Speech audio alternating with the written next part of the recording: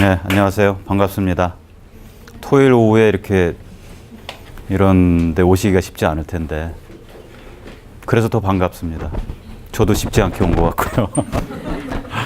여러분들이 저의 적이 아니라 든든한 우군이라고 이렇게 생각을 하고 같이 한번 피렌체 여행을 한번 떠나보도록 하죠. 제목을 이제 이방인들의 도시 이렇게 했는데 책에 나온 제목은 르네상스의 도시 뭐 이런 식으로 나왔을 거예요.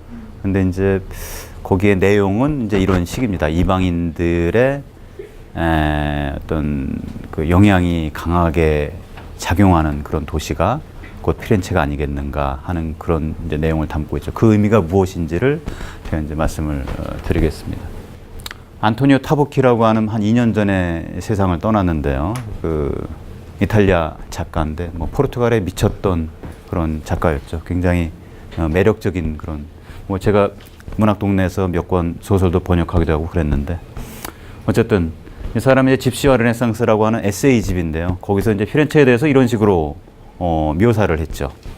릴케는 아침마다 참을 수 없는 기대에 펄럭이는 100가지 희망의 빛 속에서 피렌체를 보았다.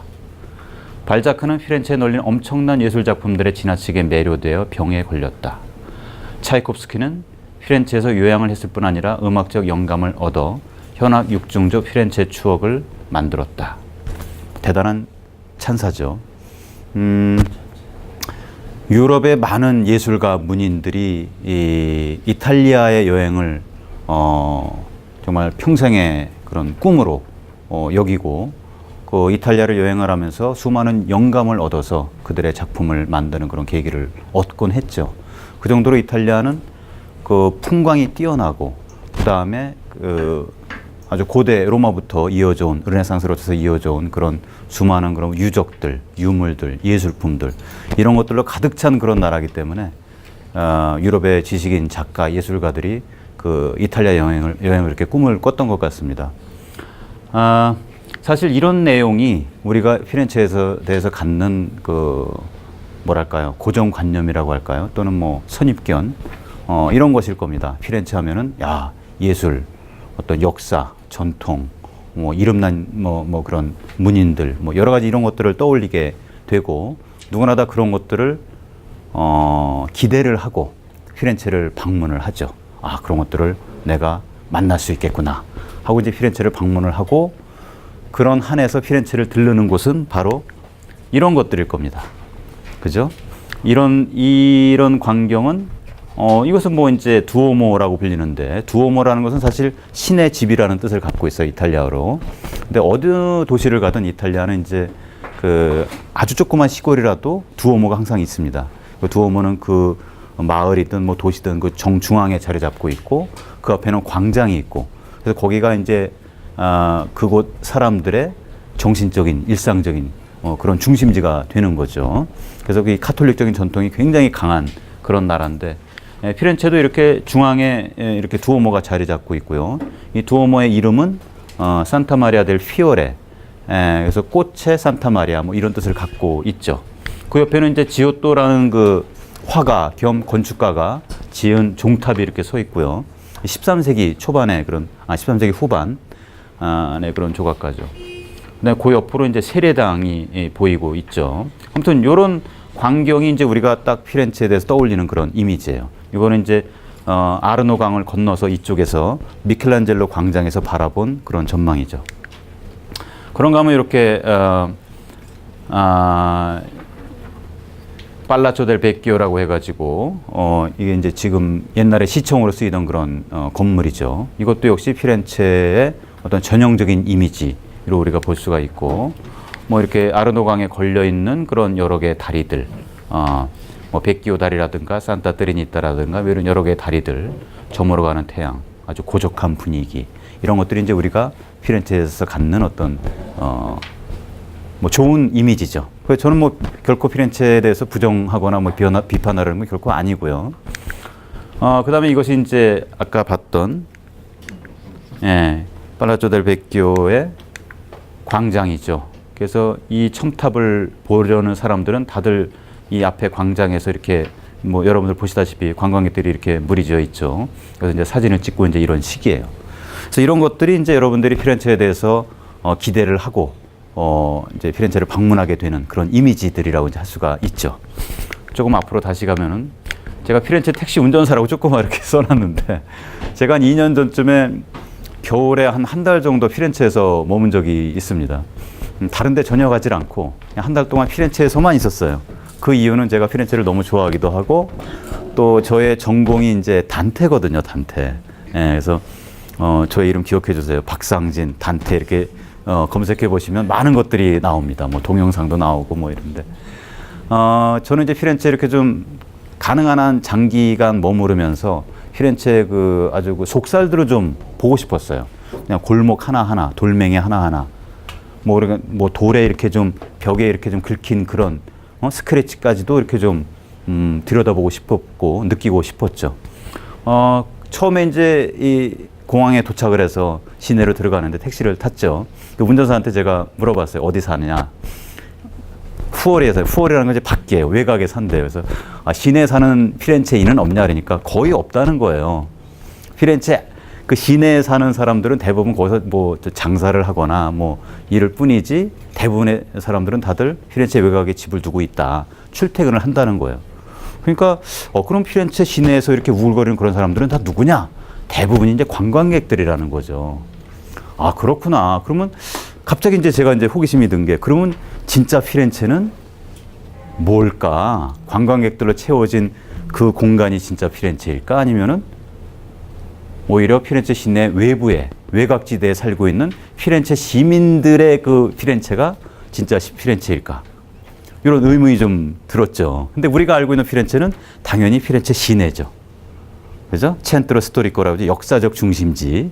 그것은 지난 뭐 한 7, 800년 동안 변하지 않는 그런 공간이에요. 안 변했어요. 조금씩 증축은 됐지만 거의 원형 그대로 수백 년 동안 보존되어 온 그런 공간. 그렇지만 거기에 살던 사람들은 계속해서 변하고 새로운 삶을 추구를 했지만 그런 사람들을 포용하는 그런 공간은 외곽에서 이루어진 거죠. 외곽의 그런 공간들은 계속 변해갔죠. 현대식의 그런 빌딩들도 들어서고 현대식의 시장도 들어서고 하지만 중앙에 있는 역사적인 그 중심지 여기는 거의 변하지 않았죠. 그랬을 때 우리가 알고 있는 피렌체는 뭐냐 했을 때 역사적인 중심지죠.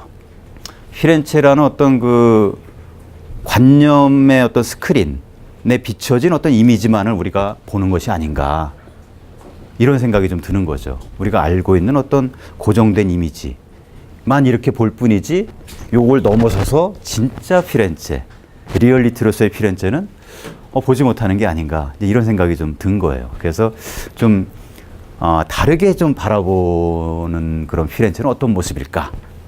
이걸 한번 우리가 이제 보자는 거죠. 그래서 누구나 다 이제 피렌체에서 얘기할 때는 똑같은 얘기들을 물론 이제 뭐 자기가 보는 관점에 따라서 좀 다르게 해석도 하고 다르게 접근도 하고 이런 것도 있겠지만 그 말하는 그런 소재 대상들은 거의 똑같습니다. 미켈란젤로, 뭐 레오나르도 다빈치, 뭐 메디치 가문, 뭐 여러 가지 단테라든가 뭐 똑같은 인물들, 똑같은 유적, 똑같은 유물, 똑같은 예술품들 이런 것들이죠. 물론 그런 것들은 질리질 않아요. 너무나도 훌륭하고 가치가 있고 아름답고 우리에게 많은 어떤 감동을 주죠. 하지만 그런 것이 피렌체의 어떤 본질 어떤 뭐랄까요 전체라고는 할 수 없는 것 같아요. 피렌체를 이루는 또 다른 요소들도 있다는 것. 그래서 그런 것들이 과연 뭘까 하는 것을 좀 여러분들께 보여드리고 싶습니다. 그래서 또 이렇게 바르젤로 아니죠. 이게 어디죠? 아카데미아 갈레리아 델 아카데미아 그렇죠. 거기에 가면 이렇게 미켈란젤로의 다비드상도 이렇게 서 있죠. 우리가 피렌체에 가면은 이런 데를 가게 돼 있어요. 안 갈 수가 없죠. 이거 봐야만 됩니다. 그렇죠. 그래서 이것이 곧 피렌체다라고 이제 우리는 생각을 하게 되는 거죠. 우피치죠. 굉장히 건축학적으로도 멋있습니다. 그죠? 이렇게 좌우 대칭을 이루고 있고 원근법적인 그런 건축의 어떤 전형이죠. 그래서 이거 소실점을 이루고 있고요. 쫙 모여들고 있죠. 아름답죠. 그렇죠? 이런 것들이 이제 피렌체의 어떤 그 상징이다라고 이제 우리는 알고 있는 거죠. 내부를 들어가면 이렇게 미술관도 돌아보고 이러고 이제 우리는 떠납니다.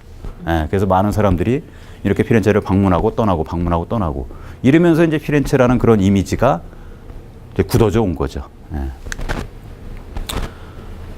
자, 또 우피치 미술관 그 바로 앞에 있는 그 관광객들의 무리죠. 여기 갈레리아 델리 우피치라고 이렇게 돼 있죠. 자, 그래서 앞에 뭐 타복기 얘기도 했는데 박상진 얘기도 좀 하고 싶어서 저는 이제 그 책에서 이렇게 얘기를 했죠. 인간이 아름다움을 바라보며 절대성에 가까이 다가갈 가능성을 높이고자 한다면, 이해가 되시죠? 이를 실현하는데 가장 적절한 곳이 피렌체 아닐까. 아름다움이 현실로 드러난 곳, 그곳이 피렌체다. 누구나 이런 모습의 피렌체를 보고 싶을 것입니다. 피렌체 가서 뒷골목 가고 싶진 않을 거예요. 그렇지 않습니까? 자, 멋있죠? 이게 제가 그 두오모의 돔, 거기 올라가서 이렇게 찍은 사진인데, 굉장히 멋있습니다. 근데 이 안에 얼마나 또 다양하고 낯선 그런 이야기들, 사람들, 사건들이 또한 도사리고 있을까. 그런 것들도 또한 우리가 이렇게 들여다보면 재미가 있죠. 뭐 가는 데마다 이런 이게 현판이라고 할까요? 뭐 이런 것들이 이제 붙어 있죠. 이거는 뭐냐면 뭐 퀴넬라 프리마베라 델 밀레오토첸토 노반타 세이, 뭐 지금 1896년이죠. 6년 봄에 여기서 라이너 마리아 릴케가 디아리오 피오렌티노에서 피렌체 일기라는 책에서 자신의 지적 영감을 얻었다. 그래서 릴케가 머물렀던 그 장소를 이렇게 표시하는 또는 광고하는 이제 이런 것이 이제 곳곳에 막 걸려 있어요. 그래서 야, 정말 피렌체가 그 서양의 그 수많은 지식인들, 예술가들 뭐 이런 사람들의 그런 영감의 근원이었구나라는 것 같다. 이렇게 충분히 우리가 알 수가 있죠. 자, 여기서 이제 아까 우리가 전체적인 그 광경으로 봤던 그 두오모, 그다음에 지오토의 종탑, 그다음에 산조바니 세례당 이런 것들이에요. 그죠? 그래서 이 세례당 이쪽에서 이제 촬영을 한 그런 건데, 요 세례당에서 사람들이 세례를 받고 두오모로 가서 어떤 미사를 드리면서 본격적으로 기독교인이 되는 거예요. 그리고 전통적인 가톨릭 교리에 의하면 기독교인이 돼야지만, 믿음을 수용을 해야지만 천국에 갈 수가 있어요. 그렇지 않으면 아무리 선한 삶을 살더라도 천국에 갈 수가 없다라는 것이 가톨릭의 교리인데, 그래서 전통적으로 가톨릭에 이렇게 인문에 이제 귀의해서 살던 그런 이탈리아 사람들로서는, 피렌체인들로서는 이곳은 반드시 거쳐야만 되는 그런 공간인 거죠. 여기서 이제 세례를 받고 이 두오모 이 예배당으로 건너가서 이제 미사를 보는 그런 절차를 거치게 됩니다. 근데 저는 여기서 주목을 한 게 이제 저의 개인적인 뭐 이런 관점이에요. 이 세례당과 두오모 사이의 공간을 저는 좀 주목을 하고 싶더라고요. 사이의 공간은 아무것도 없어요. 그냥 사람들 왔다 갔다 하는 그런 공간이지만, 이 사이의 공간은 뭐냐면은 말하자면 이런 거죠. 세례당이 있고 그다음에 예배당이 있을 때 요 공간을 통해서 우리 인간은 속세에서 천상으로 나아가는 그런 어떤 의식을, 그죠? 거친다는 거죠. 여기서 씻고 세례를 받고 그다음에 여기서 하느님의 어떤 백성으로 거듭나는 그런 경험을 하게 된다는 거죠. 그래서 이 공간을 거치는 이 자체가 우리로서는 일종의 구원의 그런 여정이다라고 이제 볼 수가 있는 거죠. 그래서 이 두 가지의 독립된 그런 건물들도 물론 당연히 가치 있고 또한 뭐 훌륭하지만, 요 두 공간이 이루고 있는 요 사이에 두 개의 그 건물이 이루고 있는 그 사이의 공간, 이것을 우리가 좀 주목할 필요가 있다라고 이제 생각을 했죠. 그래서 설교들을 보면 이제 이런 식이에요. 그래서 보통 뭐 유럽의 교회당들이 다 그렇듯이 이렇게 십자가 형태를 취하고 있죠. 그래서 여기에 이제 뭐 예수 그리스도의 머리가 있는 그런 심장이 있고 뭐 이런 식이죠. 그래서 여기서 이제 속세성이 여기서는 이제 충분히 뭐 발휘되는 그런 곳이지만, 여기서 들어갈수록 속세성이 점점 옅어지고, 그죠?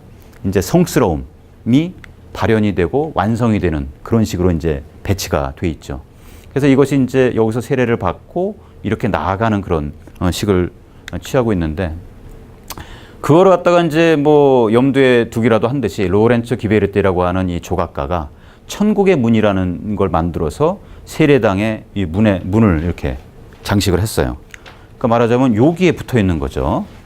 그래서 천국의 문은 여기 이렇게 붙어 있는데, 여기서 세례를 받고 요 문을 거쳐서 이렇게 두오모로 이렇게 들어가는 이런 식이에요. 그러니까 세례를 받고 이 두오모로 가는 것 자체가 천국의 문을 통과하는 것이다, 이런 의미를 담고 있는 거죠. 그래서 많은 사람들이 천국의 문을 보면서 이제 우리도 어떤 그런 구원 뭐 이런 것들을 생각을 하죠. 그래서 이제 이쪽 천국의 문에서 두오모의 이런 문으로 이제 나아가는 그런 의식을 거치게 되는 거죠. 자, 천국의 문이 굉장히 웅장하죠. 그렇죠? 여기에는 뭐 성경의 그런 에피소드들이 쫙 조각이 돼 있다고 하고 황금 전체가 황금은 아니겠지만 황금 도금을 한 그런 근데 지금 물론 여기에 이제 그 청구의 문이 딱 걸려 있지만 이제 그거는 모조품이에요. 진짜 원본은 두오모 박물관에 이렇게 소장이 되어 있습니다. 이거는 두오모 박물관에 있는 거 제가 촬영을 한 거예요. 이것은 가서 만질 수가 없어요. 일단 이 앞에 유리로 이렇게 막혀 있고 해서 봐야만 되는 그런 거죠. 굉장히 커요, 이게. 예. 그래서 저는 이거 하다 이렇게 보다가 어느 한 곳에 저의 시선이 머물렀어요. 거기 어디냐면 바로 이 손잡이에요, 손잡이. 이게 이제 우리 한 이 정도 높이에 달려 있는 거죠. 누구나 다 이 손잡이를 잡고서는 이렇게 밀거나 당기면서 이 문을 드나들었을 거란 얘기죠. 드나든 사람들은 다들 세례를 받거나 또는 세례를 받는 걸 지켜본 사람들. 그리고 같이 이 문을 열고 두오모로 나아간 그런 사람들의 흔적이 이 손잡이에 남아 있는 거죠. 아니나 다를까 확대시켜 보니까 이렇게 달아 있어요. 그죠? 조금씩 사람들의 손바닥에 금도금이 묻혀서 사라지는 또 그런 흔적이 있는 거예요. 실제로 이 문을 이렇게 잡고서 드나들었던 그런 사람들, 그 시절은 아주 먼 오래된 그런 과거의 시절인데 이젠 더 이상 그런 것이 가능하지 않은 그런 시대에 우리는 살고 있고 다만 유리로 막혀있는 전시의 대상으로만 된 그런 것을 보고 있을 뿐인 거죠. 더 이상 그렇게 실제로 우리 생활에서 구원의 어떤 그런 체험을 하는 그런 시대는 이제는 없는 거예요. 다만 그것을 과거에 그냥 추억으로만 회상으로만 간직을 할 뿐인 그리고 그 흔적만 이렇게 멀리 떨어져서 봐야만 되는 그런 상황에 우리는 놓여 있는 거죠. 자, 다음 이야기로 나아가면 이제 단테네라는 사람 다들 아시죠? 신곡을 쓴 사람이고요. 이제 피렌체에서 태어나고 또 활동을 했던 그런 작가인데 이 사람이 이제 지옥에 갔어요. 그래서 지옥에 가서 지옥의 그 거인들을 만나게 되는데 몸집이 뭐 우리의 한 대여섯 배씩 되는 그런 거인들을 만나게 되는데 멀리서 그 거인들을 이렇게 발견을 해요. 근데 평소에 우리가 보던 게 아니잖아요. 거인들이라고 하는 것은 뭐 한 번도 보지 못한 그런 것이다 보니까 단테는 그 거인들을 처음엔 알아보질 못해요. 그리고 자기가 익숙하게 봐왔던 그런 익숙한 그런 현실의 대상들로 착각을 해요. 그러니까 익숙하게 봐왔던 현실의 대상이란 뭐냐면 탑이에요, 탑. 그래서 선생님 이곳이 어디입니까? 단테가 내가 물으니 선생님이 말했다. 베르길리우스죠. 베르길리우스는 로마의 시인인데 단테를 지옥과 연옥으로 안내하는 그런 역할을 하죠. 네가 어둠 속에서 너무 멀리 보려다 보니 진실을 상상과 혼동한 모양이다. 눈이 멀리 있는 것에 얼마나 속기 쉬운지 저곳에 가면 잘 알게 될 것이다. 그러니 좀 더 빨리 움직이자. 이렇게 해서 가보니까 거인들이 있는 거예요. 탑으로 봤던 것이 사실은 거인이라는 거죠. 그래서 아닌 게 아니라 이렇게 피렌체에는 탑이 굉장히 많습니다. 약 150개가 넘는다라고 하죠. 지금도 많이 남아 있어요. 근데 탑이라는 것은 이런 뭐 굉장히 이렇게 쭉쭉 솟아있는 그런 탑이 아니라 요 정도 지은 것도 다 탑이라고 본 거예요. 2층, 3층, 뭐 4, 5층 뭐 이 정도. 그래서 이런 것이 뭐 가문이 굉장히 중요했기 때문에 가문의 어떤 뭐 권위, 뭐 세력 이런 것들을 보여주기 위한 일종의 상징들이었던 거죠. 그래서 이런 것들은 현대에도 이렇게 남아 있는 그런 탑의 흔적들이고, 이런 것들이 다 탑들이죠.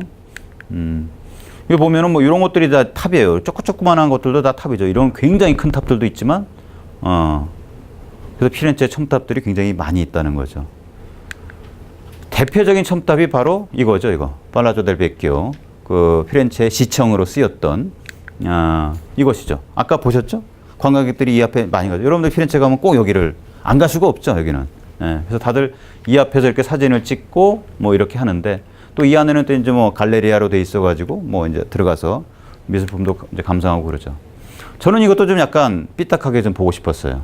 자, 어디 있습니까? 첨탑이. 팔라조 베키오에. 여기 있습니다. 그래서 남들처럼 이 광장에 가서 보는 것이 아니라 저는 뒷골목으로 들어가 봤어요.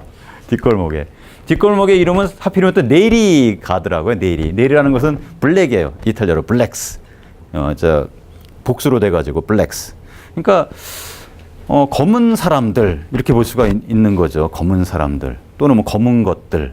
그러니까 뭐 하층민들을 가리킨다고 볼 수도 있고 아니면은 단테 시절에 그 정쟁이 굉장히 심했는데 그때 이제 흑당과 백당이라는 그런 정파들이 있었어요. 그래서 네리가 뭡니까? 비앙키. 비앙키는 이제 백당.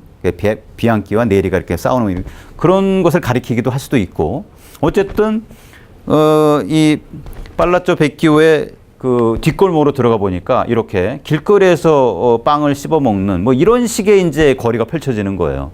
그러니까 뭐 테이블포 쫙 깔고서는 뭐 거기서 우아하게 앉아 식사하는 그런 것이 아니라 이렇게 그냥 길거리에 돌아다니면서 음식을 먹는. 근데 굉장히 맛있어요, 여기가. 여러분들 이런 데를 가야지 진짜 피렌체를 보는 건데. 그러니까 여기는 하층민들의 그런 공간이라고 볼 수가 있는 거죠. 그래서 우리에게 익숙한 공식적인 그런 이미지가 아니라, 이런 식의 이미지가 아니라 그 피렌체의 진짜 거주민들의 눈에 비친 그런 어떤 이미지로서의 어떤 팔라쪼 베키오, 이런 것들을 이렇게 볼 필요가 있지 않나라는 생각이. 그래서 봤을 때 이곳의 어떤 그 느낌이 상당히 우리에게 다르게 전달될 수가 있는 거죠. 그래서 실제로 살고 있는 사람들의 모습과 어우러진 그런 뭐 기존의 전통적인 이미지. 그래서 이렇게 같이 겹쳐서 보는 이런 것이 또한 우리는 피렌체의 또 다른 속사를 보는 것이다 라고 이제 볼 수가 있는 거죠. 이런 데 가면 이제 좀 뭐 냄새도 많이 나고 시끌벅적하고, 그렇죠? 뭐 여기저기 물도 많이 흐르고 그러나 여전히 저쪽에서는 첨탑이 굳건하게 자리 잡고 있죠.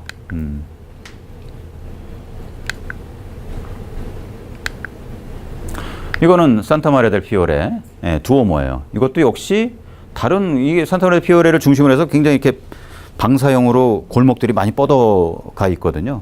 그 중에 한 골목에 들어가서 보면 이런 식이죠. 그래서 이것도 전통적인 이미지하고는 굉장히 거리가 있죠.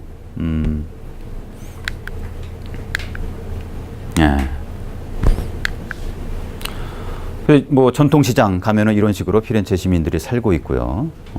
그래서 관광객들로만 채워진 그런 이미지, 공간이 아니라 실제 민낯이라고 이제 볼 수가 있는 거죠. 이 안에 이런 식의 공간들이 여기저기 흩어져 있고, 우리는 그런 예외적인 그런 공간들을 찾아 나서는 그런 모험을 할 수 있다는 거죠. 자, 레오나르도 브룬이라는 사람이 피렌체 창가라는 책을 쓴 게 15세기였는데 15세기는 여러분들 알다시피 르네상스의 시대였죠. 르네상스 하면 피렌체고, 그죠? 피렌체는 사실 뭐 한 12세기, 13세기 이때부터 부흥을 하기 시작을 해가지고 경제적으로, 정치적으로, 또 문화적으로 엄청난 발전을 이루어서 그것의 최정점에 도달한 시기가 바로 15세기 르네상스였죠. 그래서 메디치 가문에 의해서 주로 주도가 된 그런 번영이었죠. 그때 이제 쓰여진 이 책에서 레오나르도 브룬이라고 하는 사람은 이 피렌체를 굉장히 이렇게 찬미하는 그런 모습을 보였는데, 그렇게 피렌체가 찬미할 만한 그런 도시로 발전하게 된 결정적인 이유를 이 사람은 이렇게 보고 있어요. 하층민과 상층민이 피렌체 공동체를 함께 이루어 나간다는 자부심이나 공감이 있었다. 구별이 없는 거예요. 그래서 모두가 다 피렌체의 어떤 일원이다, 나의 것이다, 자부심, 주체적인 어떤 그런 의식, 이런 것이 자리 잡고 있었다는 거죠. 그것이 피렌체를 발전시킨 결정적인 원동력이었다라고 얘기를 해요. 근데 막심 고르키라고 하는 러시아 작가죠. 이탈리아 이야기 19세기 때 쓰여진 거예요. 19세기 때 이 사람이 이탈리아를 가보니까 너무나 어려워졌어, 피렌체가. 과거의 영화는 다 없어져 버렸어요. 과거에 그렇게 굳건하게 자리 잡고 있었던 공동체 의식 다 사라져 버렸어요. 그래서 이 사람은 주로 이제 도시화 과정이 많이 역할을 했겠죠. 도시화라는 것은 뭐 인구도 많아지고 그러다 보니까 빈부격차도 많아지고, 그렇죠? 그다음에 이런저런 모순들, 갈등 이런 것들도 많아지는, 그런 게 이제 도시화 과정의 어떤 부정적인 그런 측면인데, 거기서 하층민이 제가 이 타이핑을 잘못했네. 주류죠, 주류. 주류를 동경하는 동시에 공동체의 주역으로 상승하고자 하는 욕망을 강렬하게 표출을 하는 거죠. 그러니까 하층민과 주류 사이에 어떤 갈등이 생기고 누구나 다 주류로 올라가고자 하는 그런 신분 상승의 욕망을 지니게 되고, 그런 것이 사회적인 어떤 엄청난 갈등을 일으키는. 그래서 이렇게 19세기의 피렌체와 15세기의 피렌체가 이렇게 다르다는 것을 우리가 이제 볼 수가 있죠. 이것이 갑자기 생겨난 게 아니라 15세기 때부터 19세기 서서히 이렇게 바뀌어 나간 거예요. 그거다 우리는 메디치 가문의 역사를 통해서 볼 수가 있습니다. 피렌체 시내의 메디치 저택은 바로 이거예요. 그래서 나름 굉장히 웅장하긴 하지만 결코 폐쇄적인 공간은 아니었어요. 메디치 가문은 이 시민들하고 같이 호흡을 하고자 했고, 모든 것을 같이 운영을 해나가고자 했고, 그런 상징적인 것으로 자신들의 어떤 저택을 다 공개를 했어요. 그래서 누구나 다 지나간 사람들은 들어와서 이렇게 쉴 수 있도록. 지금 이거는 뭐 지금 촬영이 된 거라서 여러분들도 가시면 이렇게 다 들어가서 이렇게 뭐 둘러보고 쉴 수가 있죠. 그래서 아무리 우리가 뭐 지배층이고 뭐 피렌체를 주도하는 그런 뭐 권력 집안이고 뭐 이렇다 하더라도 평범한 그런 시민들하고 소통을 하고 열려 있는 그런 관계를 유지를 했고, 그것이 바로 피렌체를 발전시키는 원동력이었다는 거죠. 그런데 그것이 15세기의 사정이었다면 16세기에 들어서서는 바뀌게 됩니다. 1565년에 16세기에 이때 바사리, 조르조 바사리라고 하는 이 미술 평론가이기도 하고 건축가이기도 한 이 사람이 이 복도를 만들었어요. 요 복도. 요 복도, 여기에 해당되는 다리가 뭔지 아시는 분 있습니까? 백기오 다리죠. 맞습니다. 요게 그 유명한 본떼 백기오예요. 근데 요걸 이제 바사리 복도라고 하는데, 요게 이제 2층을 이루고 있죠. 요 아래는 그냥 회랑이에요. 비어 있어요. 그리고 요 위로 이제 복도를 만들어서 여기를 사람들이 다닐 수 있도록 만들어 놓은 거죠. 이걸 왜 만들었을까요? 혹시 아시는 분 있습니까? 다행이다. 없네. 제가 그때 피렌체에 머물 때 요쪽에 있는 요 호텔이 있었어요. 여기쯤에 있는. 굉장히 비싼 호텔인데 비수기라서 그냥 싸게 운이 좋았죠. 근데 이 바로 뒤에 뭐가 있냐면 아까 보신 우피치가 있어요. 우피치 미술관 바로 뒤에 요쯤에. 그 촬영이 안 되지. 이 건물에 가로막혀서. 그러니까 요 복도는 그 우피치랑 통해 있는 거예요. 우피치는 그 이름이 오피스예요. 오피스요. 이탈리아어로. 그러니까 과거에 메디치가가 15세기 때 사무실로 쓰던 그 건물이에요. 거기가. 지금은 이제 박물관으로 돼 있지만. 그러면 이걸 왜 만들었느냐? 16세기 들어서서는 이 메디치 가문이 점점 시민들과 떨어지면서 점점 권위적이 되고, 점점 이 권력도 좀 더 강해지고, 이제 피렌체뿐만 아니라 토스카나 전체 지역을 다스리게 되고 유럽까지도 세력이 막 커져요. 그러면서 이 사람들이 뭐를 짓냐 하면은 이렇게 피티궁을 지어요. 잘 안 보이나요? 엄청나죠? 그리고 이게 이 앞에 이게 굉장히 넓은데 이게 또 언덕을 이루고 있어요. 그래서 좀 이렇게 올려다 봐야 되고, 또 가려면 이렇게 좀 약간 올라가야 되고 막 이런 식이에요. 그리고 무엇보다도 시내에서 많이 떨어져 있어요. 그러니까 사람들과 호흡하는 그런 공간이 아니에요. 배치로 보나 뭘로 보나. 그리고 이 뒤에는 그 유명한 보볼리 정원이 이렇게 딱 자기들만의 정원. 그러니까 상당히 폐쇄적으로 된 거고 권위적으로 된 거예요. 이러면서 피렌체의 발전의 동력이 사라지고 메디치 가문 자체도 쇠락의 길을 걷게 되는 거죠. 그래서 1700 몇 년인가 하여튼 18세기 한 중반쯤 되면 메디치 가문이 망하게 돼요. 그것과 함께 피렌체도 완전히 몰락하게 되죠. 그리고 이제 뭐 오스트리아의 지배를 받게 되고 19세기 때 이탈리아 독립 통일 운동이 일어나면서 그때 이제 피렌체가 다시 부활을 하게 되죠. 그래서 이 메디치가의 어떤 이런 몰락과 피렌체 운명이 같이 했는데 그 원인은 무엇보다도 이렇게 공동체의 그런 와해 여기에 있다라고 볼 수가 있고, 그것을 상징적으로 보여주는 게 바로 이 바사리의 복도라는 거죠. 이 복도를 왜 만들었을까요? 왜 만들었냐면 바로 이겁니다. 여기가 이제 우피치죠. 여기서 이제 사물을 보고, 그럼 여기서 이제 다 어우러져 살면 되는데 이걸 만들어서 PT를 만들었어요. 근데 여기를 사람들이 이제 아직까지는 완전히 이전하지 않았을 때 이 둘 사이에서 이제 뭐 서로 이제 연락도 하고 이렇게 뭐 관계를 이렇게 해야 되는데, 그죠? 사물을 보고 이러려면 여기 사람들이 굉장히 많이 왔다 갔다 하니까 이 사람들을 해치고 뭐 왔다 갔다 하는 게 시간도 많이 걸리고 막 좀 안 좋은 거예요. 그래서 사람들을 거치지 않고 신속하게 오가기 위해서 2층으로 된 이런 바사리 복도를 만들어서 PT궁과 우피치궁을 연결을 시켜버린 거예요. 물론 이렇게 오가는 동안에 사람들과 마주칠 일이 없죠. 그러니까 폐쇄적이 되는 거예요. 저들만의 공간을 만들게 되는 거죠. 그래서 그냥 뭐 우리는 이렇게 보면은 야, 참 대단하게 잘 만들었다. 뭐 저쪽 이렇게 뭐 칭찬을 할 수도 있지만 뭐 좀 뜻이 있는 그런 사람들 글을 읽어보면은 굉장히 이거 혹평을 합니다. 아주 추잡한 건축물이다. 그러니까 저도 이런 사실을 몰랐을 때는 그렇구나 막 이랬는데, 이런 사실 알고 보니까 야, 이거는 좀 없어도 좋을 그런 건축물이 아닌가 이런 생각을 하게 되더라고요. 이게 이제 PT궁의 내부죠. 지금은 이제 여기도 미술관으로 이렇게 쓰여서. 근데 그 전에도 이런 것들은 원래 다 지어질 때 이렇게 만들어진 벽화들이죠. 그림들도 이 정도로 아마 걸렸었을 거예요, 옛날에도. 그러니까 이 정도로 이제 아주 호화롭게 사치스럽게 이렇게 내부를 장식하고 이러면서 이제 메디치 가문이 점점 부패도 하게 되고 시민으로부터 멀어지는 이런 모습을 보이게 되는 거죠. 제가 19세기에 들어서 피렌체가 다시 이제 부흥을 하게 되는 그런 계기를 맞게 됐다 그랬는데 19세기는 이탈리아가 독립, 즉 오스트리아로부터 독립하는 그런 때이기도 하고 또한 통일을 이루던 그런 때이기도 했어요. 통일이란 뭐냐? 이탈리아는 계속해서 이른바 도시국가들로 나뉘어졌었거든요. 아주 옛날부터 로마 때부터도 막 그랬고, 로마 때야 뭐 워낙 이제 뭐 중앙집권이 강했으니까 그런 게 좀 덜했지만은 아주 그런 게 굉장히 강하죠. 지금도 강하고. 그래서 통일이 다른 유럽의 그런 근대 국민 국가들보다 훨씬 더 늦었어요. 그래서 19세기 중반 1860년에나 가서 독립 및 통일을 이루게 되죠.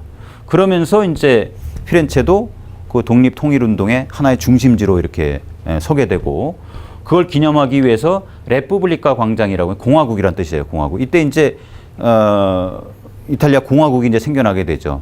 그래서 레푸블리카 광장에 이런 이제 커다란 기념비 같은 거 세우고 여기다 어떤 문구를 새겨 넣어요. 이 문구가 잘 보이진 않지만 이런 뜻이에요. 수세기에 걸친 누추함에서 새로운 삶으로 회복한 도시의 오래된 중심. 이렇게 딱 여기 써 있어요. 그러니까 수세기에 걸친 누추함이라는 건 뭐겠습니까? 르네상스 이후부터 계속해서 쇠락의 길을 걸어간 그런 누추한 처지에서 이제 새로운 삶으로 우리가 나아가는 그런 새로운 중심이다, 여기가. 이런 뜻이 이제 딱 써 있는 거죠. 예. 그런데 이것이 이제 레푸블리카, 여기에 써 있는 거예요, 그런 문구가. 레푸블리카 광장이에요. 이것도 사람들이 이제 피렌체 가면 여기 꼭 들러요. 그래서 요 앞에 뭐 이름난 카페도 있고, 뭐 그냥 여기서 커피 한 잔 꼭 마셔야 돼. 마셔줘야 돼. 뭐 이런. 그 다음에 요 길로, 요쪽 길 이렇게 나오면은 유명 브랜드들이 그냥 쫙 깔려 있어요. 뭐 그냥 뭐 휘황찬란하죠. 뭐 누구나 다 거기 뭐 사진 못 하더라도 거닐어 보고 싶고 들어가서 뭐 이렇게 좀 구경하고 싶고 막 그런 거리예요. 이런 식이죠. 뭐 회전목마도 있고 이런.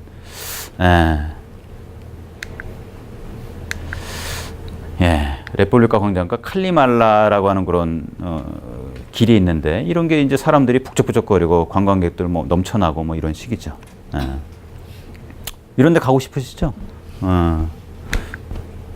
밤이 되면 이렇게 또르나 부어니가 이런 뭐 유명 브랜드들 잘 차리면 뭐 또르나 부어니 기억하세요. 이런 데 꼭 가셔야 됩니다. 그런데 저는 산타크로체를 좋아해요. 레푸블리카 광장은 그냥 한두 번 가봤고 저는 산타크로체를 너무너무 자주 가봤어요. 여기에는 단테의 무덤은 아니지만 단테의 무덤은 라벤나였어요. 피렌체가 아니라. 이것도 우여곡절이 많은데 어쨌든 단테의 기념비가 있고 그리고 수많은 그런 뭐라 그래야 될까요?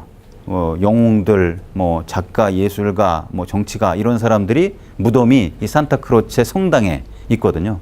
근데 그 앞에 광장이에요. 두오모가 있으면 두오모가 아니라 성당이 있으면 광장이 이제 있기 마련이니까. 이건 이제 산타크로체는 13세기에 지어졌고 13세기는 1200년대죠. 단테가 1265년에 태어났으니까 그때 이미 피렌체는 서서히 이제 아주 엄청난 그 문화적인, 경제적인, 정치적인 중심지로 커나가고 있던 그런 시절이었죠. 그러니까 그 시절에 이 산타크로체 광장이 만들어졌고 산타크로체 성당이 이렇게 지어졌죠. 어때요, 여러분들? 어떻습니까? 좀 마음에 드세요, 성당이? 이 성당을 보는 기분이 좀 어떠세요? 저는 약간 좀 슬퍼요. 약간 좀 울적한 그런 분위기. 음침한 건 결코 아니고, 막 뭐 레푸블리카 광장처럼 막 활기차고 이런 건 이런 것과 거리가 멀어요. 그러니까 좀 차분하다 못해 뭔가 좀 우울해 보이기도 하고 이제 그런 거죠. 제가 또 요 건물에서 한 2주 정도 지낸 적이 있어요. 요렇게 들어가면은. 그래서 요 카페에서 맨날 아침에 카푸치노하고 빵 한 조각 먹고 막 이랬었는데, 일찍 여는 집이 있었거든요. 요쪽에 보면은 비블리오테카 나치오날레라고 해가지고 국립도서관이 있고, 여기 이제 계속 여기 왔다 갔다 하면서 공부도 하고 이제 그랬었죠. 이쪽은 이제 아르노 강이 흐르고 있고, 이제 그렇죠. 근데 이 안에 들어가 보면은 뭐 이런 식으로 갈릴레오 갈릴레이 이런 무덤도 있고, 미켈란젤로의 무덤도 있고, 마키아벨리의 무덤도 있고, 뭐 이런 식이에요. 정말 피렌체를 만든 위대한 사람들의 영혼이 잠들어 있는 그런 곳이죠. 단테 기념비가 있고, 무덤은 아니지만 기념비가 있고. 어떻습니까? 일부러 이렇게 찍었다기보다도 늘 이렇게 한적하더라고. 사람들이 안 와요. 여기 잘 안 와요. 그냥 단체로 그냥 관광객들 왔다가 휙 가버리고 이러지, 와서 뭐 여기서 죽치고 앉아서 뭐 즐기거나 뭐 놀거나 이러질 않아. 그냥 역사적인 곳이니까 한번 거치는 그런 곳으로 이렇게 사람들이 생각하는 것 같더라고요. 야, 그러니까 19세기 이후에 부흥을 이뤘다라고 하는 그 자본주의적인 그 영화로움이 막 빛나는 그런 거리에는 사람들이 막 몰려드는데, 정작 피렌체가 만들어진 그런 모테와도 같은 이런 공간에는 사람들이 이제 안 가는 거죠. 그래서 이렇게 텅 비어 있고, 여기 사진은 없지만 이쪽에 보면은 이제 뭐 중국 그 상인들이 이렇게 수레에다가 놓고 이렇게 뭐 옷 팔고 뭐 이러는 게 좀 몇 개 있고 있을 뿐이지, 뭐 이런 카페들도 많이 닫혀 있고 굉장히 좀 그렇더라고요. 이런 식이죠. 이쪽에 이제 산타크로체 성당에서 바라본 광장이죠. 그 산타크로체 바로 옆에 이렇게 단테, 요거죠, 요거. 예, 단테 석상이 이렇게 서 있습니다. 요거는 이제 19세기에 만들어진 건데, 단테가 14세기 사람이었지만은 이탈리아 상징적인 인물이에요. 단테는 뭐 예를 들어 단테 소사이어티 이런 게 전 세계 400군데나 있대요. 어떤 나라에는 뭐 두세 개씩 있는 거죠. 중국의 공자 뭐 그런 식이에요, 말하자면은. 그러니까 단테는 뭐 작가 정도가 아니라 이탈리아의 정신적인 지주, 기둥이라고 이제 말할 수가 있는데, 그게 이제 이런 식으로 단테 석상을 이렇게 세워놨죠. 제가 열심히 한 30컷도 더 찍은 것 같아, 이리저리 그냥. 그래서 찍으면서 단테 망령이 나한테 들어와야 되는데 들어와라. 그렇게 그냥 박단테가 돼야지. 박단테.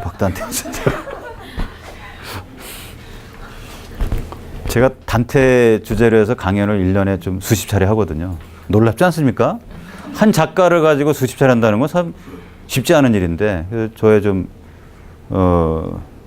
먹고 사는데 좀 도움이 많이 되는 거죠.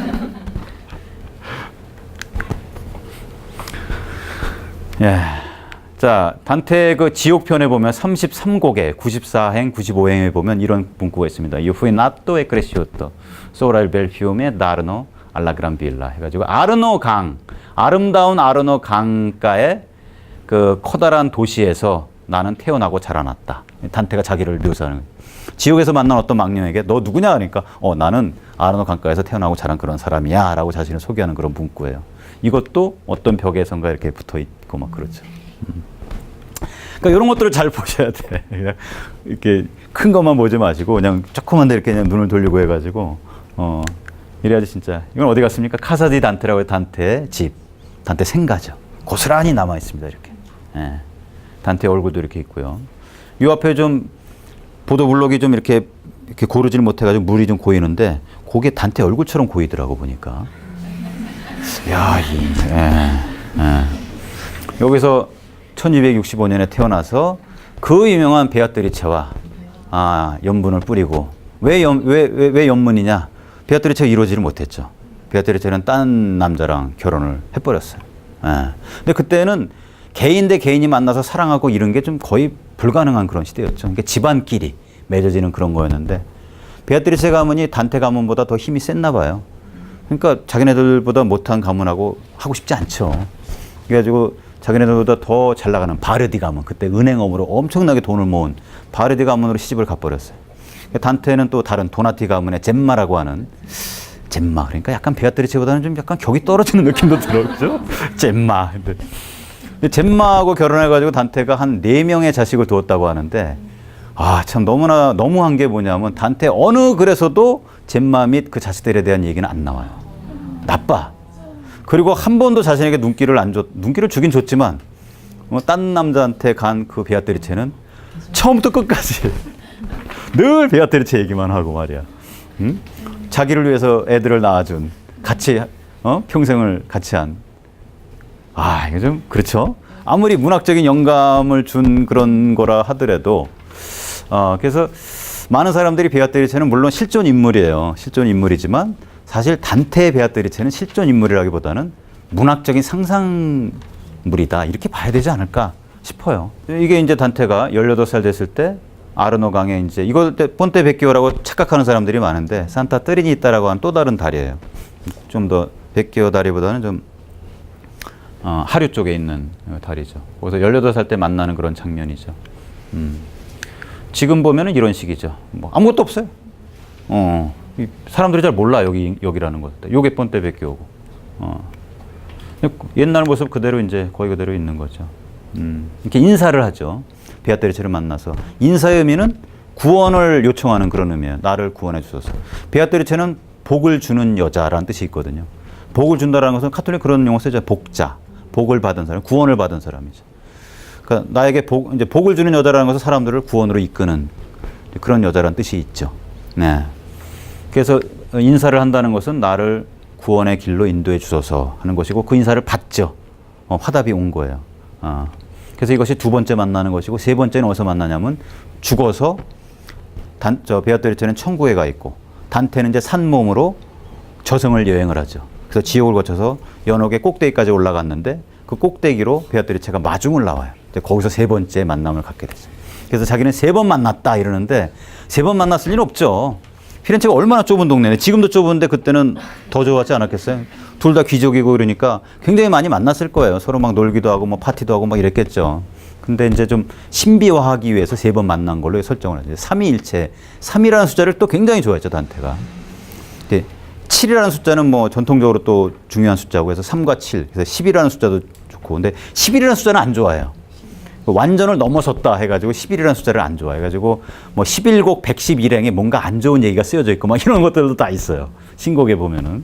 이거 이제 로세티라고 하는 19세기 영국의 화가가 그린 그 장면이죠. 이것이 이제 세속 피렌체에서 만나서 서로 인사를 주고받는 것이고 이게 연옥에서 만나서 인사를 주고받는 그런 장면이죠. 이런 로세티의 뭐 이런 그림 가지고도 제가 2시간 정도 떠들 수 있는데 오늘은 30초만 하고 건너가겠습니다. 이게 이제 요쪽에 이게 한꺼번에 이렇게 파노라마로 찍어야 되는데 제가 그런 실력이 없어요. 이제 요쪽에 이제 아까 본 단테 생가가 있는 거예요. 요 골목에 요쪽에 딱 있는 거예요. 그러니까 요게 한 10m도 안 떨어져 있죠. 요게 산타 마르게리타 성당이라고 딱 있어요. 요게 현관이고 뭐 성당 같지도 않아. 그냥 건물에 그냥 속해 있는 그런 그죠? 붙어 있고 요게 성당이에요. 요만큼이. 그죠? 요 안에 뭐가 있겠습니까? 베아트리체 무덤이 있어요. 그래서 이게 워낙 오래전이기 때문에 확인 안 되고 막 이런 것들도 있는데 여기에서 뭐 단테와 젬마가 뭐 결혼했다라는 얘기도 있고 뭐 어쩌고 여러 말들이 있어요. 근데 확인은 잘 안 되고 어쨌든 베아트리체 무덤이 여기 있는 건 확실해요. 네. 여기 딱 제가 가서 이거 제가 촬영한 건가 모르겠는데 아무튼 소토 퀘스토 알타레 이 재단 아래 폴코 포르티나리 이 사람이 이제 베아트리체 아버지예요. 폴코 포르티나리가 코스트루이 만들었다. 라 톰바 무덤 디 파밀리아 가족의 무덤을 만들었다. 언제냐면은 1291년 6월 8일이에요. 6월 8일 날 죽은 거야, 베아트리체가. 근데 이것도 단테는 6월 9일이라고 또 우겨요. 그냥 3회 배수 이거 갖다 적용하기 위해서. 그래서 나는 그 점이 참 마음에 들더라고. 6월 9일로 했다는 게. 왜냐면 제 생일이거든. 그래서 베아트리체 영혼이 저한테 착 들어와서 단테를 연구하게 만든 게 아닌가. 이제 저는 그런 뭔가 좀 맞아 들어가지 않습니까, 뭔가? 에? 그래서 상당히 저는 여기 가서 좀 친근감이 들더라고, 베아트리체. 뭔가 좀 기시감 같은 것도 막 들고, 이게 같이 누워있는 듯한 그런 느낌도 막 들고 말이에요. 근데 이게 실제로 있다는 거 아닙니까, 여기에. 지금 뭐 거의 가루가 됐겠지만, 돌 아래에 있는 거예요, 여기에. 그래서 여기에 묻혔다. 비푸세 폴타. 베아트리체 포르티나리. 가문의 베아트리체가 여기 묻혀 있다. 그래서 피아테라 톰발레, 무덤 돌. 베아트리체 포르티나리의 무덤 돌이다. 누군가 장미꽃 하나 갖다 놨죠. 이게 너무 초라해. 저 유명한, 저 아름다운, 정말 숭고한 영감의 원천인 베아트리체 무덤이 어떻게 이렇게 초라할 수가 있어요? 이게 너무 초라해. 이거야, 그냥. 그리고 이 교회당도 너무 작고 보잘것 없어요. 이쪽에 베아트리체 무덤이 있고 반대편에 베아트리체 유모의 무덤이 있고 끝! 아무것도 없어요. 야, 그래서 그렇게 유력한 집안에서 왜 이렇게 했을까? 이런 생각도 들고 참 여러 가지 생각이 많이 드는데 저는 오히려 이게 좋더라고요. 야, 너무 이렇게 치장된 것도 아니고 신비화된 것도 아니고 진짜 베아트리체의 역사적인 인물로서의 베아트리체를 만난다는 그런 생각도 또 들더라고요. 신비화되고 이상화된 그런 것이 아니라 진짜 베아트리체. 현실의 베아트리체. 몸과 이 피를 지녔던 그런 인간으로서의 베아트리체가 여기 누워있다. 그래서 많은 사람들이 여기 와서 이렇게 쪽지를 남겨두고 가죠. 이렇게 뭐라고 적어놨어요. 디어 베아트리치 어쩌고. 그래서 이걸 하나하나 꺼내서 읽어보고 싶은 그런 충동도 들죠. 자, 이런 식으로 이제 피렌체의 어떤 뭐 다른 면들, 그래서 공식화된 그런 이미지의 저편에 놓여 있는 그런 것들을 한번 우리가 좀 살펴보면서 좀 더 피렌체의 어떤 다양한 그런 겹들을 우리가 좀 새겨볼 필요가 있다는 거죠. 또 이제 또 다른 이야기로 건너가면은 산 미냐토 알 몬테라는 이 교회당인데 이게 12세기 때 지어진 걸로 제가 알고 있어요. 상당히 오래됐죠. 근데 그럼에도 불구하고 르네상스적인 건축물에게 건축학적으로 르네상스의 건축물의 특징은 뭐 비례, 조화, 대칭, 균형 뭐 이런 것들이거든요. 딱 대칭, 좌우 대칭이 이루어져 있고, 그죠? 딱 5개 돼 있고 뭐 아주 단아하죠. 단아해. 예. 근데 이게 어디 있냐면 알 몬테라는 게 몬테가 산이에요. 산 위에 있는 성 미니아토 교회예요. 근데 이게 왜 중요하냐면 이게 좋죠. 여기 가는 사람 별로 없어요. 다들 그냥 뭐 알려진 것만 보고 그러지. 여기 가는 사람도 별로 없어. 근데 여기가 이쪽에 미켈란젤로 광장이 있거든요. 여기 가서 사진 하나 찍고 그냥 다들 내려가 버리는데 여기로 올라가야 돼. 예. 그래서 근데 여기도 잘 안 가는 이유가 너무 작고 어떻게 보면 초라할 정도로 아주 소박해요, 건물이. 근데 저는 그게 참 좋더라고. 소박하고 막 그런 게 오히려 이렇게 뭐 단물 자꾸 마시면 그렇잖아요. 차라리 이렇게 숭늉 마시는 게 훨씬 낫지. 예. 이게 올라가는 길이에요. 올라가고 싶지 않습니까? 싫어요? 올라가고 싶지 않으신 것 같네. 예. 단테가 이 길을 올라갔다는 거예요. 당연히 올라갔겠지. 단테가 살던 때보다 먼저 지어졌으니까 당연히 올라갔겠죠. 그래서 연옥편에 그것의 묘사를 해요. 신곡은 100% 저승에 대한 이야기지만 또한 거의 100% 정말 자신이 살았던 그런 삶의 기록이기도 해요. 그 단테 자서전이나 다름없어요, 사실은. 예. 자기가 겪었던 삶의 경험들을 그대로 저승의 묘사에 녹여내고 있는 거죠. 그래서 연옥에 보면은 연옥은 이제 산처럼 돼 있거든요. 지옥은 우리 발 아래에 있는 지하의 세계고 연옥은 우리 지상에 이렇게 쭉 솟아 있는 산처럼 돼 있는데 그러니까 연옥을 보려면 이제 올라가야 되는 거예요. 그래서 올라가니까 이제 그 계단이 생각이 났나 봐, 단테가. 해가지고 이때 올라가던 것 같다가 이제 기억을 해내고 이렇게 묘사를 해요. 잘 통치된 도시, 즉 피렌체겠죠. 루바콘 때는 그 당시에 그 다리 중에 하나였어요. 아르노 강의 다리 중에 하나. 루바콘 때 위에서 굽어보는 교회, 이게 바로 산 미냐토 알 몬테죠. 그러니까 자리 잡은 산 정상으로 가는 길에는 잘 깎인 바위 계단들이 있었는데 이는 공문서와 뒷박에 거짓이 없던 시절에, 공문서에도 거짓이 없고 뒷박은 뭔가 이렇게 무슨 물량을 갖다 이렇게 재고 뭐 이런 거잖아요. 이런 게 부정부패가 없다는 거지. 그런 시절에 험준한 오르막을 깎아 만든 것이었다 하고 자기가 산 미냐토 성당에 올라가던 그 계단 이것다가 기억을 하면서 이렇게 묘사를 하는 거예요. 여기서는 다 찬양조예요. 잘 천축된 도시, 잘 깎인 뭐 이런 것들 해가지고 연옥의 길을 올라가는데, 연옥의 산을 올라가는데 하나도 힘든 줄을 몰라, 단테가. 올라가면 올라갈수록 몸이 가벼워지는 걸 느껴요. 그렇게 말을 해요. 그럴 수밖에 없는 게 연옥이라고 하는 것의 특징이 뭐예요? 혹시 아시는 분 있습니까? 연옥의 가장 커다란 특징. 정죄. 예, 연옥은 영어로 purgatory, 이탈리아로 purgatorio, purgation이라는 말이 영어로 이 정죄, 씻다, 설사 뭐 이런 뜻도 있어요. 씻어내는 거야. 장을 씻어내다, 뭔가 죄를 씻어내는 것 특히 이제 말을 하죠. 그러니까 연옥의 특징은 죄를 씻어내는 것. 죄를 씻어낸 결과는 어떻게 되죠? 천국에 올라가는 거죠. 예. 그러니까 연옥은 천국에 올라갈 수 있는 절호의 기회인 셈이죠. 예. 그래서 올라가는 것 자체가 천국에 가까워지는 거예요. 그러니까 올라가면 올라갈수록 몸이 무거워지는 게 아니라 몸이 가벼워지는 건 당연한 일이에요. 그리고 천국에 있는 영혼들은 무게가 전혀 없죠. 거긴 비물질의 세계거든요. 물질이 아닌 세계, 그러니까 무게가 없는 거죠. 질량이 제로인 세계, 떠 있는 세계, 땅과 분리된, 유리되어 있는 그런 세계, 이런 세계를 향해서 나아가고 있는. 근데 그런 나아가는 그런 정상으로 올라가는 그 오르막길을 이 사람은 이 미냐토로 가는 이 계단, 이곳에 비유를 하고 있는 거죠. 이 길이 완만하고 아주 평탄하고 하나도 힘들지 않았더라라는 그런 기억을 끌어내고 있는 거죠. 그러니까 저승에 대한 묘사지만 철저하게 이승의 경험에서 끌어오고 있는 그런 것이죠. 이런 것들도 이제 스토리와 함께 이렇게 보면은 뭔가 좀 더 깊이가 있고, 그죠? 다르게 보이죠. 그래서 저는 이 길을 여기 이제 아까 제가 소개한 요 문구가 여기 어디게 이걸 제가 촬영을 했는데 못 찾았어요. 이걸 갖다가 그래서 못 가져왔는데 어디 여기 박혀 있어요. 여기에 어딘가에. 예, 그래서 이 길을 올라가면서 제가 단테를 또한 생각을 하고 막 그랬죠. 그래서 나도 몸이 좀 가벼워지는구나 이렇게 막. 근데 우리는 또 내려와야 되잖아. 예? 다시 또 내려와야 돼요. 내려와서 이 현실의 지옥으로 이제 뭐 헬 조선으로 이제 내려와야 되는 그런 건데. 참 재미난 게 또 뭔지 아세요? 약간 여담이지만 단테가 이렇게 해서 연어까지 올라가서 마침내 천국도 둘러보게 되잖아요. 천국의 꼭대기까지 올라가요. 하느님과 하나가 되는 경험을 해요. 그런 다음에 어떻게 했어요? 내려와요 다시. 내려와서 뭐 했어요? 그걸 쓰잖아. 자기가 여행했던 그걸 갖다가 쫙 기억을 해가지고 쓰잖아요. 그게 신곡이에요. 내려와요. 자기 혼자 구원받은 거에 만족하지 않은 거예요. 내려와서 같이 여러분과 구원의 길을 다시 떠나자. 그러니까 신곡을 읽는 사람은 단테와 함께 구원을 떠나요. 그게 지난 700년 동안 계속 반복이 됐어요. 지구 전체에서. 앞으로도 계속 반복이 될 것이고. 그러니까 내려오는 것이 불행이 아닌 거예요. 같이 진짜 동고동락해야 되지 않겠습니까? 그죠?